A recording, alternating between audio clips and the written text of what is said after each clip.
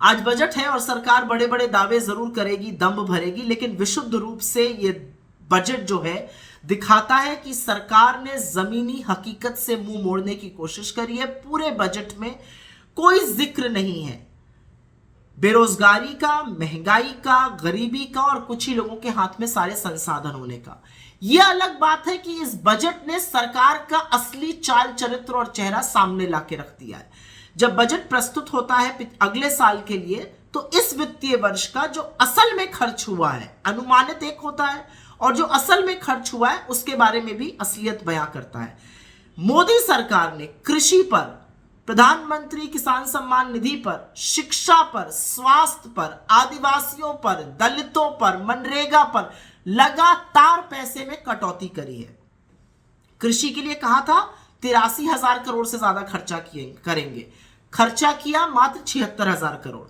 PM किसान सम्मान निधि 68,000 करोड़ खर्चा करने थे, खर्चा किया मात्र 60,000 करोड़। यही नहीं, वित्त मंत्री कहती है 11 करोड़ किसानों को इसका फायदा मिल रहा है। 11वां इंस्टॉलमेंट आया है और मात्र 3 करोड़ 80 लाख किसानों को इसका फायदा मिल रहा है। शिक्षा पर बड़ा दंभ भरा गया था इस साल, 1,04,000 करोड़ रुपए खर्चा होंगे। खर्चा असल में हुए 99,000 करोड़ रुपए।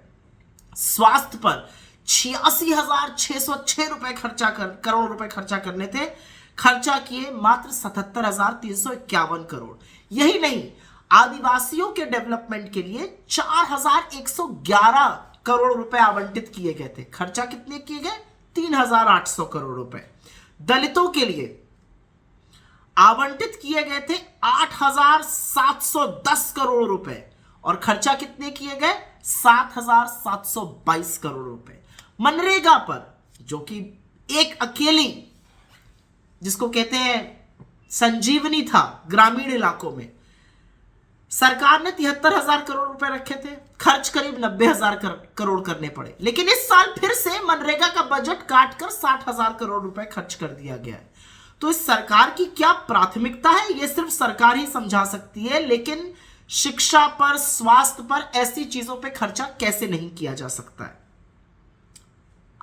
एक बहुत बड़ी बात बताई जा रही है कि टैक्स में बड़ी उपलब्धि हुई, मिडिल क्लास को बड़ा टैक्स मिलेगा। मिडिल क्लास को जो टैक्स देने की बात है वो 35,000 करोड़ का नुकसान होगा सरकार को, लेकिन सरकार जो नए लोग टैक्स में आएंगे उससे 30,000 करोड़ रुपए कमा लेगी। तो इस हाथ से देगी और इस हाथ से लेगी। वस्तुतः टैक्स का फायदा जो बहुत खरबपति लोग हैं उन्हीं को होगा, सुपर रिच को, क्योंकि वोट स्लैब काफी कम किया गया है। भारत जोड़ो यात्रा का असर तो दिखा इस बजट में। वित्त मंत्री ने बोलना ही शुरू किया कि सबको ग्रोथ का अंश मिलना चाहिए। ये वो कह रही हैं जिनकी आंख और कान के नीचे 1% आबादी 40% संसाधन और वेल्थ पर बैठी हुई है। फिर कहा गया 80 करोड़ लोगों को 1 साल और मिलेगा मुफ्त का अनाज। आप देश को इस कगार पर ले आए कि 80 करोड़ लोगों को देना पड़ रहा है मुफ्त का अनाज। वित्त मंत्री ने कहा 2014 से लोगों की बड़ी अच्छी स्थिति हो गई है। भाई कैसे हुई है? ग्रोथ कम हो गई है, इन्फ्लेशन बढ़ गया है, गरीबी बढ़ गई है, लोग सुसाइड कर रहे हैं। सुसाइड करने वालों में किसान है, 30 किसान रोज सुसाइड करते हैं। डेली वेज लेबर मतलब दिहाड़ी पर मजदूर सुसाइड कर रहा है। ये कहनी बहुत अच्छा हो गया, तो बिल्कुल आंख पर पट्टी बांध ली गई है। फिर इन्होंने कहा पीएम आवास योजना पर 48,000 करोड़ रुपए दिया गया था, वो बढ़ाकर 77,000 करोड़ कर दिया गया। इस साल वो और बढ़ा के करीब 80,000 करोड़ कर दिया गया।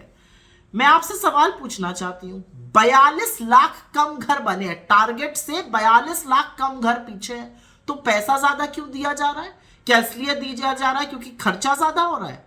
फिर उज्ज्वला की बात हुई, हमने उज्ज्वला के इतने कनेक्शन दे दिए। अरे 90 लाख तो जिनके पास उज्ज्वला के कनेक्शन है वो दूसरी बार अपना सिलेंडर ही नहीं भरा पाए हैं। एक ही सिलेंडर भरा पाए थे, फिर दाम ऐसे बढ़ाए कि वो इस लायक नहीं रहे। छोटे, लघु और मध्यम उद्योग की बात करते वक्त तो इन लोगों को शर्म आ जानी चाहिए।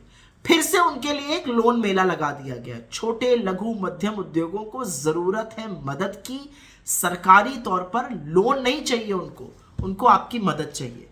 तो बहुत सारी ऐसी चीजें हैं इस बजट में जो गड़बड़ है। ग्रामीण क्षेत्र के विकास के लिए पैसा काट दिया गया है। और यही नहीं, महिलाओं के लिए, क्योंकि बड़ा दम्भ भरती हैं कुछ महिलाएं इस सरकार में, महिलाओं का पैसा भी काटा गया है। महिलाओं पर वात्सल्य जो एक योजना है और जो मिशन शक्ति योजना है उस पर भी पैसा काटा गया है। मिशन शक्ति में 3000 करोड़ रुपए थे, खर्चा सिर्फ 2280 करोड़ हुए। वात्सल्य में 1472 करोड़ पैसा दिया गया था, 1100 करोड़ खर्चा हुआ। फिर से वही वाला काटने का हिसाब है। तो मोटे तौर पर इस बजट में ऐसा कुछ नहीं है जिससे कि नौकरी बढ़ेगी, निवेश आएगा और ग्रोथ आएगी।